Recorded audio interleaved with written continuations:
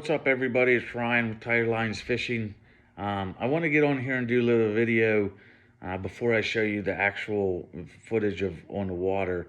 I took a trip out to Curwensville Lake. It's a local lake in central Pennsylvania, and it's fall time. The water's getting down there. It's 52 to 56 degrees, depending on what part of the day you're fishing. But so having said that, the fish are kind of pulling up into the cover to get the last little bit of heat that wood gives off in the fall.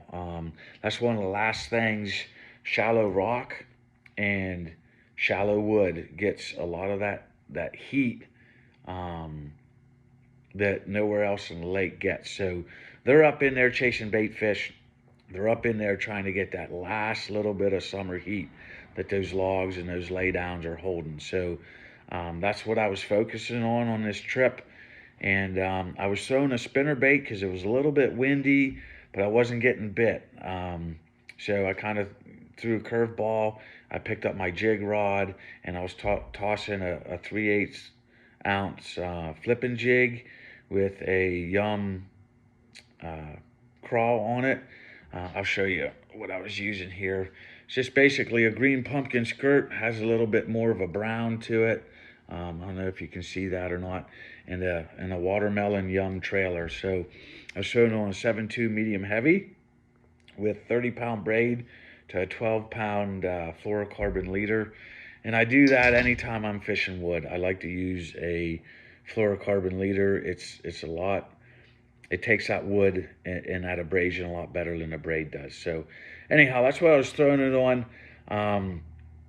And I noticed, when I was fishing, and you'll see in the video on the one clip that, I had to throw it like right in that wood, and it was right tight up against the wood. So, and that's why the spinnerbait wasn't working, because when that spinnerbait comes through there and it's deflecting off the wood, and that's great, but sometimes you need to get it down to right where they're at, right in front of their face, for them to move out and bite your bait. So the jig was working. I caught a bunch of other fish that I didn't get on video, but and I put some pictures of other fish that I didn't get on video, but I caught some real nice bass, a 4-pound smallmouth and a 4-pound largemouth, and it was a good day. I only fished for like 3 hours.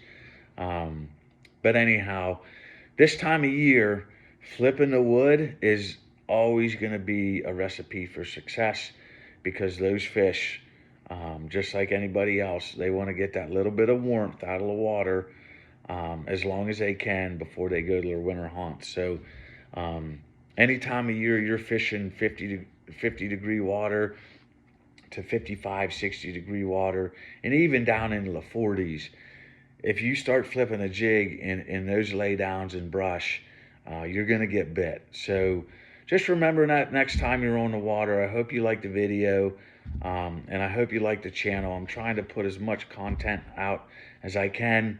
I know the market's flooded with YouTube videos, but I fish pretty much all central Pennsylvania. They're all impoundments and reservoirs. They all fish kind of the same, but different. But if you're in central Pennsylvania, you fish Curwensville Lake, Sayres, I fish a lot of them all. So if you have questions, drop me a line.